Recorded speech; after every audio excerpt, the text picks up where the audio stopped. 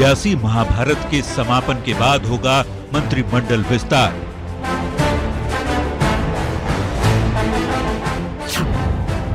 बगावत का the end, वफादारों को मिलेगा पुरस्कार।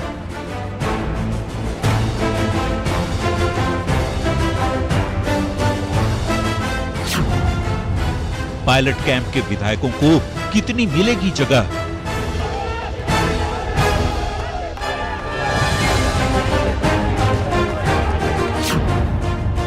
बीएसपी छोड़कर कांग्रेस में आए विधायकों को भी उम्मीद।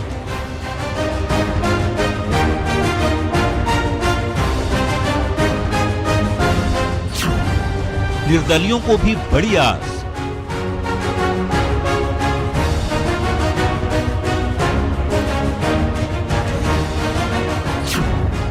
सत्ता में भागीदारी के लिए लंबी कतार।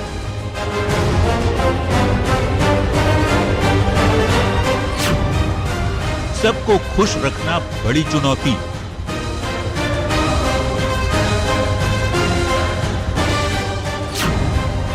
उम्मीदों का विस्तार।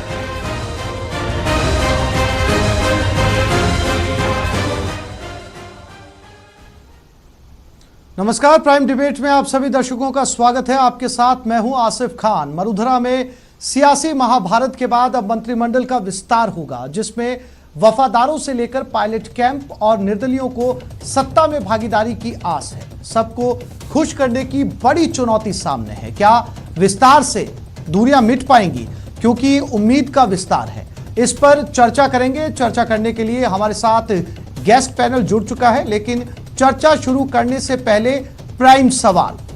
और सबसे पहला सवाल, क्या मंत्रिमंडल विस्तार से मनमुटाव दूर होंगे? ये दूरियां मिट पाएगी?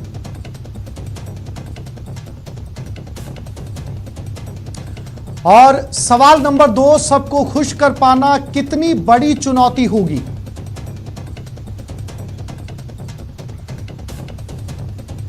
और तीसरा और सबसे महत्वपूर्ण सवाल, क्या विस्तार से तेजी से विकास हो पाएगा?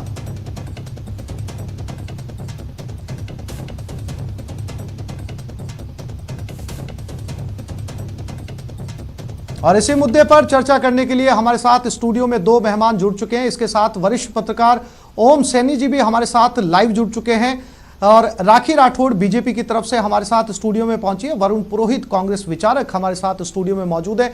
आप तीनों मेहमानों का इस कार्यक्रम में आने के लिए बहुत शुक्रिया। सबसे पहला सवाल वरुण पुरोहित जी आपसे, चूंकि आपने चर्चा का मौजू सुना होगा, किस तरीके के सवाल जो है वो सरकार के सामने आने वाले हैं। अब जब सियासी संग्राम पूरी तरीके से खत्म हो चुका है, तो ये बहुत जायज सवाल बनता है कि जब मंत्रिमंडल का विस्तार किया जाएगा तो आगे की रूपरेखा कैसे तय होगी और कैसे सबको संतुष्ट किया जाएगा? क्योंकि इसमें बीएसपी विधायक भी अपनी भागीदारी चाहेंगे, क्योंकि उन्होंने इस कैंपिंग के दौरान अपनी वफादारी दिखाई थी। इसके साथ निर्दलीय विधायक भी चाहेंगे कि उनके हिस्से में भी कुछ आए, और साथ ही साथ जो पायलट गुट था वो लोग भी वापस आए, तो उनकी हिस्सेदारी भी की भी चर्चा आ रही है। ऐसे में वरुण जी, कितना मुश्किल होगा आपकी सरकार के सामने सबको संतुष्ट कर पाना? आसिफ जी, बिल्कुल मुश्किल नहीं होगा। अशोक गहलोत साहब बड़े कुशल राजनीतिज्ञ हैं। तीसरी बार मुख्यमंत्री बने, पहले भी 2 बार मुख्यमंत्री रह चुके। जो विधायकों की संख्या भी अधिक थी तो भी सबको सेटिस्फाई करके चलते थे। अब के भी मंत्रिमंडल पुनर्गठन होना और विस्तार होना या पुनर्गठन होना एक सतत प्रक्रिया है। 5 साल में आपको फेरबदल तो करने ही होते हैं, हर सरकार को करने होते हैं। तो इसमें बैलेंस देखा जाएगा, वही वरिष्ठता भी देखेंगे। हो सकता है मापदंड तय करें, भाई 2 बार का विधायक है या 3 बार के विधायक है, उनको चांस दिया जाए इलाकों के हिसाब से। जैसे उदयपुर संभाग है, जोधपुर संभाग है, जयपुर संभाग, कोटा संभाग, इनको कैसे बैलेंस करेंगे जनप्रतिनिधि वहाँ से जो आए हुए हैं। उसके अलावा अहमद पटेल साहब जो समिति में बनाए गए हैं, वो बहुत वरिष्ठ नेता हैं, वो भी पूरे हिंदुस्तान की राजनीति को संभालते हैं कांग्रेस पार्टी की। तो ये लोग जो है अपने अनुभव को देखते हुए, अनुभव के अनुसार सारे निर्णय लेंगे और सबको सेटिस्फाई करके सरकार चलेगी। और विकास की जहां तक बात है, विकास 1.5 साल में, एक कोरोना पीरियड को आप छोड़ दें, वो तो पूरा देश ही एक तरह से लॉकडाउन ही था। उसके पहले 12 महीने में खूब कांग्रेस ने जन कल्याणकारी निर्णय लिए और उसका धरातल पे गया। जब भी तो आप देखिए जितने स्थानीय निकाय चुनाव उसमें कांग्रेस 25-30 साल से बीजेपी काबिज थी, उसके बावजूद कांग्रेस पार्टी जीत गई। और ये जो हर जो छोटा चुनाव बड़ा चुनाव होता है, ये एक पैमाना हो जाता है छोटा छोटा, आप कैसा विकास कर रहे हो और करेक्शन करने की एक गवर्नमेंट को सीख मिलती है। अगर उसमें लूज करते हैं तो करेक्शन की मिलती है, और जीत रहे हो तो आपको लगता है भाई गवर्नमेंट जो जनता है उस इलाके की आपकी मोहर लगा रही है आपकी नीतियों पर। राखी जी, आपको लगता है कि जो कुछ वरुण पुरोहित साहब ने कहा है इतना आसान होने वाला है? क्योंकि अब सब चाहेंगे कि जब कैंपिंग के दौरान वो अपने अपने गुटों के साथ जमे रहे तो उन्हें सत्ता में हिस्सेदारी मिले। वरुण जी ने कहा कि ये वरीयता के हिसाब से तय होगा और ये कोई बहुत ज्यादा मुश्किल काम है नहीं। आपकी पार्टी की तरफ से भी हाल में बयान आया था कि ये विवाद दोबारा सामने आ सकता है, तो ऐसे में आपको लगता है कि ये बहुत आसान रहने वाला है? देखिए आसिफ जी, वैसे तो इनका ये इंटरनल मैटर है कि किसको राजनीतिक नियुक्तियां दी जाएं और किसको मंत्रिमंडल में स्थान दिया जाए, लेकिन जिस तरह का डायलॉग पिछले दिनों आपस में एक दूसरे से आदान प्रदान हुआ, जिस तरह की बातें आपस में एक दूसरे के बारे में कही, मुझे डाउट है कि इस संगठन के अंदर फिर से सामंजस्य बिठाना बहुत मुश्किल रहेगा। क्योंकि हर धड़ा ये चाहेगा कि हम आगे आए। जैसे आपने कहा कि बीएसपी विधायक भी चाहेंगे कि हमें नियुक्ति मिले, साथ ही निर्दलीय विधायक भी चाहेंगे कि हमें मौका मिले अब की बार, क्योंकि हम लोगों ने सरकार के प्रति अपनी निष्ठा को दिखाया है। वरुण जी जैसे मेरे साथी अभी बात कर रहे थे, उन्होंने अशोक गहलोत जी की बात करी कि उनकी जो कुशल राजनीतिज्ञ हैं, लेकिन मुझे अफसोस है इस बात का कहने में कि इतने सीनियर होने के बाद भी अपनी ही पार्टी के विधायकों का विश्वास जो है वो नहीं जीत पाए। जहां तक 1.25 साल में कामों की बात है, आप खुद देखते हैं आसिफ जी, जो मैंडेट के इनको दिया गया उसके बाद इन्होंने जिस वादे के साथ में सरकार के अंदर ये लोग आए, वो सारे मैनिफेस्टो की चीजें जो इनके वादे थे वो पूरे नहीं हो पाए। और निकाय चुनाव की जहां तक बात है, आप खुद भी अच्छे से जानते हैं कि जिसकी सरकार होती है उस तरफ झुकाव होता है, लेकिन लोकसभा चुनाव के रिजल्ट्स का भी मैं यहाँ पे मेंशन करना चाहूंगी कि किस तरह से क्लीन स्वीप था।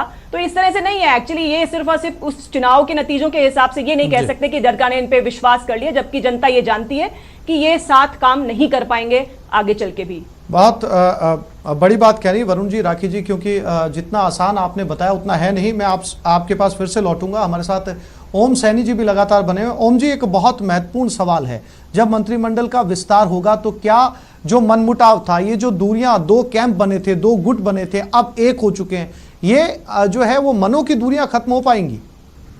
देखिए, संसदीय प्रजातंत्र में जब बहुमत दल में लोकप्रिय व्यक्ति को मुख्यमंत्री या प्रधानमंत्री बनाया जाता है, उसको चुनौती देने की स्थिति नहीं होती किसी जूनियर मिनिस्टर की या विधायक की या सांसद की। जी। जिस तरीके से मोदी को चुनौती देने की हिम्मत नहीं है किसी में वहाँ बैठ करके, क्योंकि वो लोकप्रिय प्रधानमंत्री हैं। राजस्थान में लोकप्रिय मुख्यमंत्री के रूप में अशोक गहलोत स्थापित हैं।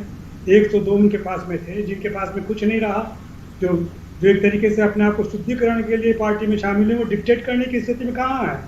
ये तो कांग्रेस पार्टी का अंदर मामला। कांग्रेस पार्टी इस तरह के रास्तों से गुजर चुकी है कि अपने आप को उसने बदला है, वैचारिक स्तर पे बड़ी मजबूत तरीके से बदला है। मुझे याद है कि जब मिसेस गांधी सिंडिकेट इंडिकेट के युद्ध के बाद में जब सामने आई तो वो इतना बहुमत मिला था कि शायद मोदी जी ने सोचा भी नहीं होगा। उसी तरीके से फिर उसके बाद में 1980 में जैसे लौटी है तो जनता पार्टी ने नहीं सोचा होगा कि मिसेस गांधी कैसे लौट करके आई। वैसे ही इस वक्त मुझे लग रहा है कि जिस तरह के हालात मुल्क में बने हुए हैं उसमें कांग्रेस के अतिरिक्त कोई जरिया नहीं है। और राजस्थान में तो निश्चित रूप से बड़े सचिन पायलट या उनके जो 17-18 साथी हैं, उनकी हैसियत ऐसी नहीं है कि वो डिक्टेट करेंगे। ये डिक्टेट तो हम लोग करवा रहे हैं उनसे कि आप क्या करेंगे, आप क्या नहीं करेंगे, आप राजी होंगे, आप राजी नहीं होंगे। आप राजी नहीं होंगे तो क्या कर लेंगे? कमेटी बनी है, एक उनका अंदरूनी मामला है, एक डेमोक्रेटिक सिस्टम है कि उनकी कुछ ग्रीवेंसेस थी तो उनको सुन लिया जाएगा। लेकिन ये सोचना कि वो डिक्टेट कर सकेंगे, ये मैं समझता हूँ कि ये तो कुछ असंभव सा नजर आता है। ये तो संसदीय प्रजातंत्र में ऐसा होता नहीं है। और साथ साथ में जब कांग्रेस ने महसूस किया कि जिन लोगों के साथ में वो धड़े में बैठे थे मानेसर के अंदर जा करके, उन लोगों के साथ में जो धर्मनिरपेक्षता के खिलाफ है, जो समतावादी समाज के खिलाफ है, जो सारे सांप्रदायिक माहौल के लिए जिम्मेदार ठहरा रही है कांग्रेस पार्टी, उनके साथ में बैठ करके सांस लेकर के और पुनः आकर के कह रहे हैं कि अब हमें गद्दी सौंप दो, तो मुझे नहीं लगता कि ऐसा कुछ होगा। निश्चित रूप से ये जिस तरीके के साथ में हम बोल रहे हैं वैसे वो लोग नहीं बोलेंगे। उनकी रणनीति होगी ये कि वो मधुर मधुर बोलेंगे, लेकिन मधुर मधुर बोलने के साथ में कंप्रोमाइजेज उस तरीके के नहीं है, क्योंकि मुख्यमंत्री जानते हैं इस बात को ठीक से। और यही वजह है कि 102 लोग उस दिन भी बाड़े में ही बन रहे जब तक कि विश्वास मत का सिलसिला नहीं हो गया। मेरा सवाल ओम जी वही आपसे कि जो 102 लोग उनके साथ बाड़े में लगातार बंद रहे, उनकी उम्मीदें तो सीएम के साथ बढ़ेंगी ना। जब दोबारा से मंत्रिमंडल विस्तार होगा, जो उसमें निर्दलीय हैं या बीएसपी के विधायक हैं जो लगातार जुड़े रहे, उनको संतुष्ट एक तो बात करना समझिए होगा कि ना। राजनीति में कोई भी सिर्फ ताली बजाने नहीं आता है। जी। राजनीति में निश्चित रूप से वो अपने विकास की, अपनी विचारधारा को, अपने आप को दबंग बनाने के लिए ही आता है कि मेरा दबदबा बने। जी। तो निश्चित रूप से ये सब होगा, लेकिन ये सब जानते हुए मुझे याद आ रहा है कि मुख्यमंत्री गहलोत ने कहा था वहां पर वाड़े में कि मैं आज से तुम्हारा गार्जियन हूँ और आपके इंटरेस्ट मेरे इंटरेस्ट जी। है, यानी कि पार्टी के इंटरेस्ट को सामूहिक अपने उस पर लिया। तो ऐसी स्थिति में आप कैसे मान रहे हैं कि उन लोगों को संतुष्ट नहीं किया जाएगा? और वो लोग जो बगावत पे उतरे हुए थे, जो जाकर के विपक्षी उनके साथ में बैठे हुए थे, जो उनको शत्रु मानते हैं, जी।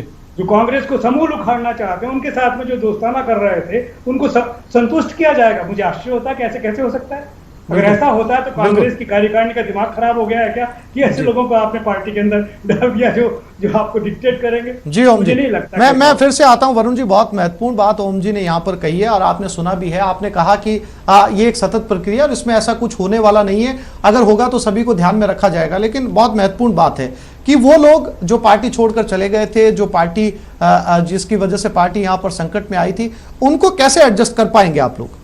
एक तो मैं आपको बताऊं आसिफ जी, पार्टी छोड़ के कोई नहीं गया था जी। भटकाव कराने की भारतीय जनता पार्टी ने मायाजाल बुनने की एक कोशिश की थी कि उनका कंसंट्रेशन चेंज हो जाए। तो जैसे इमरान जी चौधरी हैं, भंवरलाल जी शर्मा सीनियर विधायक हैं, तो उनको आप चेंज थोड़ी कर सकते हो। वो आपने देखा होगा कुछ एमएलएज ने स्टेटमेंट भी दिया था कि हमको ले गए थे आला कमान से मिलाने के लिए। वहां जाके उनको आप जो बाड़ाबंदी, यहाँ तो हमारे एमएलएज तो एक साथ थे तो उसको बाड़ाबंदी नहीं कह सकते। आप ले जाके हरियाणा में किसी को ले जाके बंद कर दोगे, वो बाड़ाबंदी में मान सकता हूँ। तो वो चीज थी। अब वो वापस आ गए तो कुछ विधायक तो उनमें से ऐसे हैं जो कांग्रेस के ही रंग रूप में पैदा हुए हैं, उनकी राजनीति उसी में पैदा हुई है। तो वो तो प्रश्न ही नहीं है कि किसी पार्टी में जाए। मैंने हर डिबेट में कहा भारतीय जनता पार्टी में एक भी विधायक जाने वाला नहीं है। तो वो सारे आ चुके हैं। और अशोक गहलोत साहब तीसरी बार मुख्यमंत्री ऐसे तो बने नहीं है, जननेता हैं, पूरा कांग्रेस के राष्ट्रीय नेता हैं, तो उनको पूरा अनुभव है। अजय माकन जी को अनुभव, लंबा अनुभव है, अहमद पटेल जी को अनुभव है। तो ये बड़ा बैलेंस मंत्रिमंडल बनेगा। और हमारी रफ्तार, कांग्रेस की रफ्तार अगर विकास की नहीं होती तो इतने साल देश में राज नहीं करते। और जो अभी राखी जी ने भी बताया कि हम लोकसभा में जीते थे, लोकसभा में कैसे जीते थे बालाकोट के बाद सारे देश को पता है। उसके बाद किसी राज्य में नहीं चुनाव जीते, ये भी सबको पता। आज रोटी रोजगार का संकट है, 40 करोड़ से ज्यादा आदमी बेरोजगारी की जद में।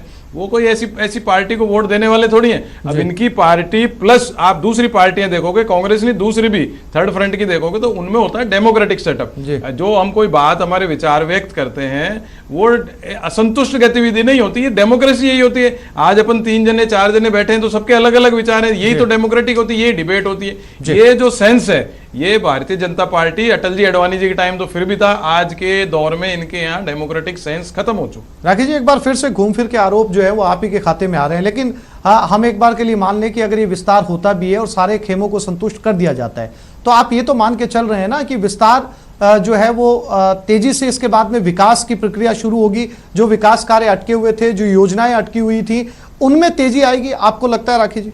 देखिए आसिफ जी, जिन 3 प्रश्नों का आपने शुरुआत में बात करी, उसमें तीसरा प्रश्न मुझे सबसे इंपॉर्टेंट लगा कि विकास कार्य। एक्चुअली जनता को इससे कोई मतलब नहीं है कि मंत्री कौन है, कौन कहां पे नियुक्तियां पाता है। अल्टीमेटली जनता ये चाहती है कि हमारे काम हो, और अगर काम नहीं होंगे तो वह विश्वास जनता का 100% सामने आएगा। तो जनता जहां तक देख रही है, जिस तरह से पूरा सीन रहा, एक बात मैं जरूर यहां पे मेंशन करना चाहूंगी आसिफ जी, आपको ध्यान होगा जब राज्यपाल महोदय के पास ये लोग पहुंचे थे कि हमें एक अर्जेंट सेशन बुलाना है और डिस्कस क्या करना है, उसमें कोरोना से रिलेटेड चीजें डिस्कस करनी है। और हुआ क्या, 14 तारीख को अपना हित साधने के बाद में विधानसभा 7 दिन के लिए स्थगित कर दी जाती है। क्यों नहीं इन्होंने विधानसभा को कंटिन्यूस रखा? जनता सब देख रही है। और आपने देखा किस तरह के शब्दों का इस्तेमाल उन्होंने राज्यपाल महोदय के लिए किया, कैसा प्रेशर बनाया, और ये कहते हुए कि जनता की बात का डिस्कशन होगा। लेकिन जनता ठगी सी रह गई, इंतजार करती रही कि हमारे हितों का भी तो कहीं पे बात होगी। बात नहीं हुई। 7 दिन इन्होंने शिफ्ट किया। डेमोक्रेसी की मेरे साथी अभी बात कर रहे थे और मुझे अफसोस होता है कि कांग्रेस पार्टी के लोग डेमोक्रेसी की अपनी पार्टी में बात करते हैं, जिन्होंने कितने सालों तक सिर्फ और सिर्फ एक परिवार की पूजा की, अर्चना की है, वो डेमोक्रेसी की बात ना करे तो ही अच्छा है। क्योंकि हमारे यहाँ पे जो डेमोक्रेसी, यहाँ पे छोटे से छोटा कार्यकर्ता ऊंचे से ऊंचे पद पे पहुंचता है, ऐसा कांग्रेस पार्टी के अंदर नहीं है। तो इसलिए ये बात नहीं ना कहें। जहां तक सवाल है, देखिए बीजेपी पे लगाने का हर बार इल्जाम, इन्होंने खुद ने यह बात मानी है कि इनके 19 विधायक बीजेपी में नहीं आने वाले थे। जब आने वाले ही नहीं थे तो ये सारा इक्वेशन ही वहीं से शुरू हो रहा है। लगातार ये बात कह रहे थे कि बीजेपी में जाएंगे जाएंगे, जब जा ही नहीं रहे तो हमारे पास तो 75 विधायक हैं, हम 19 के साथ में कैसे बनाएंगे? साफ साफ सबको समझ में आ रही है बात। कैसे क्वेश्चन? मैंने आपको ये कहा जाएंगे बीजेपी में शामिल नहीं हो सकते। हरियाणा में बीजेपी की सरकार थी, यही तो ले जाके इन्होंने स्पॉन्सरशिप काश कि करी। इतना वकील विश्वास सारे रखो, जी को भी होता इन आपके पर। बीजेपी स्पॉन्सर्ड एडवोकेट्स थे उनके सारे, वो तो सारा पब्लिक ने देख लिया। अब आप बात करो डेमोक्रेसी, एक परिवार की, इनके कितने परिवार है? वसुंधरा जी आप देख लो, कल्याण सिंह जी देख लो, राजनाथ सिंह जी देखो, इनके भरमार है। हाँ, तीसरी तो पीढ़ी तक है। बहुत सारे परिवार होंगे। आपके परिवारवाद जितना ज्यादा है, कांग्रेस में तो मुख्यमंत्री की टिकट भी कट जाती है। आपके यहाँ तो ठेकेदारी एक बार ले ली तो वही रहेगा आपके सांसद और विधायक, उसकी टिकट नहीं कटती है आपके। हमारे यहाँ तो मुख्यमंत्री की टिकट कट जाती है। ऐसी बातें करने से जनता मानेगी नहीं। वो देख रहे हैं किस तरह जनता से ने चुनाव देखा होता है। आपको, लोकसभा चुनाव के अंदर आप उन्होंने देखा लोकसभा कि मेरी कैसे नैतिक जीते जिम्मेदारी है कि सबको मुझे पता अध्यक्ष पद पे है। नहीं रहना। वो बालाकोट वाला मैटर नहीं आता, आप जीत नहीं सकते थे। उसके बाद आप एक राज्य नहीं जीते, एक राज्य चुनाव नहीं जीते, एक राज्य चुनाव नहीं जीते। डेमोक्रेसी नहीं होती तो आपके आज नरेंद्र मोदी जी प्रधानमंत्री नहीं होते। डेमोक्रेसी नहीं रखती कांग्रेस पार्टी। उच्चतम पद पर पहुंच सकता है। ये भारतीय जनता पार्टी की व्यवस्था है। देखिए इस बहस में हम मूल सवालों से भटक जाएंगे, बहस दूसरी दिशा में चली जाएगी। हम जिन सवालों को लेकर यहाँ पर बैठे हैं उनके जवाब तलाशना बहुत जरूरी है, इसलिए पक्ष और विपक्ष दोनों यहाँ पर बैठे हैं। ओम जी एक बार मैं फिर से आपके पास लौटता हूँ बहुत संक्षेप के अंदर। ये जो मंत्रिमंडल का विस्तार होने जा रहा है ओम जी, इसमें ये तो तय है कि अशोक गहलोत बहुत सुलझे हुए नेता हैं और ये जो खटास अभी आई थी, जो दो गुटों के अंदर कांग्रेस बटी थी फिर से एक हुई, इस विस्तार के अंदर कहीं ना कहीं ये कोशिश तो जरूर की जाएगी अशोक गहलोत की तरफ से कि ये जो दूरियां हैं ये कहीं ना कहीं मिट जाएं और ताकि आने वाले सालों के अंदर जो है वो जनता के लिए काम किया जा सके। इसको ख्याल में रखेंगे सीएम? आसिफ जी देखिए, जिस तरह की सारी स्थिति बनी हुई है पूरे देश के अंदर, तो ऐसे में इस कुटिल राजनीति से निपटने के लिए आपको कुटिलतापूर्ण तरीके से सामने आना पड़ेगा जी। आपको ये दिखाना पड़ेगा कि आप उन लोगों को बिल्कुल उनका बड़ा लिहाज कर रहे हैं, क्योंकि बड़ी कुटिलता के साथ में सारी चीजें चल रही हैं। ये साफ नहीं है। तो इनसे निपटने का रास्ता मेरा ऐसा ख्याल है कि राजस्थान के मुख्यमंत्री को आता है, तभी तो उन्होंने उस आदमी को गले लगा लिया जिसको निकम्मा कहा, इसलिए लगा लिया कि उनका इस्तेमाल जिस तरीके से भारतीय जनता पार्टी यानी प्रतिपक्ष करने जा रहा था, जैसे सारे सीन बने हुए थे जिनके परिस्थितिजन्य साक्ष्य हैं, वो इनकार नहीं कर सकता। अगर करता है तो साबित ही नहीं हो सकता, इस बात को दावा ही नहीं कर सकता।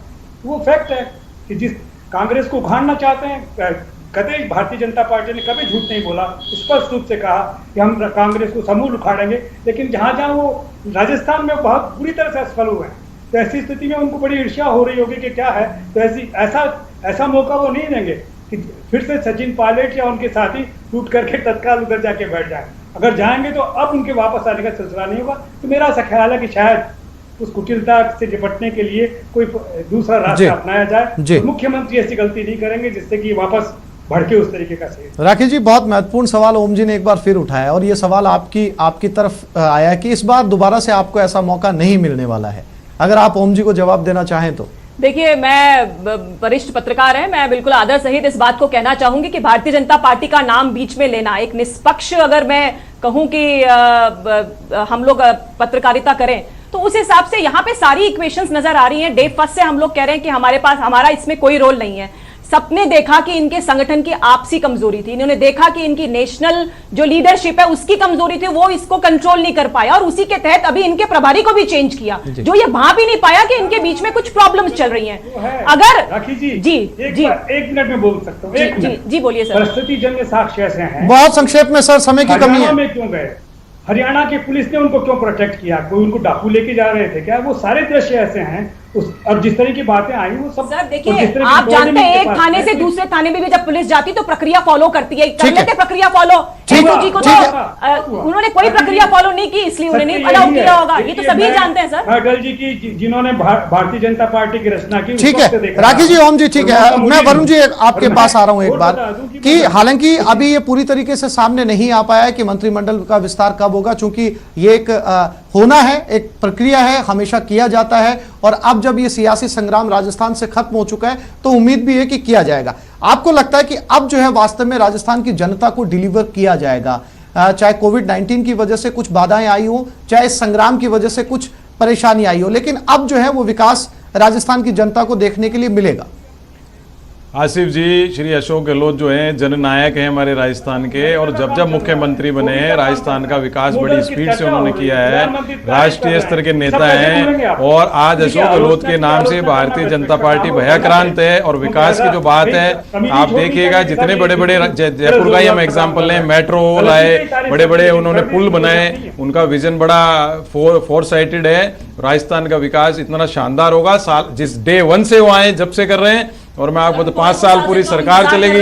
अरे भाई इतना विकास नहीं होता राखी जी, कह रहे थे भील वाला मॉडल बहुत पुरानी बात हो गई। आज 148 केस है भील वाला मॉडल के अंदर। वायरस जो होता है ना, वायरस ये मिटिगेट करता है। आपको पता लगे 7 दिन बाद उत्तर प्रदेश राखी जी पूरी स्थिति में पहुंच गया। राखी जी, वरुण जी, मैं आपसे फिर से जो है वो ये कहना चाहूंगा कि हम जिस मसले को लेकर बैठे हैं उसी पर डिस्कस करें। हालांकि अब समय की बेहद कमी है, समय हो चला है। आप सभी मेहमान हमारे स्टूडियो में आए, इसके लिए आपका बहुत बहुत शुक्रिया। और अब देखना ये कि इस मंत्रिमंडल विस्तार के अंदर क्या इन तीनों सवालों के जवाब मिल पाएंगे। क्या निर्दलियों को जगह मिल पाएगी, बीएसपी विधायकों को जगह मिल पाएगी, या वो खेमा जो नाराज होकर चला गया था वो इसमें जगह बना पाएगा, ये अभी भविष्य के गर्भ में छिपा है।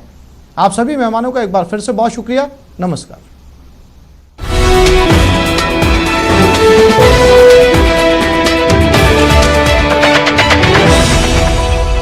एक साथ खाना बना के तो देखिए।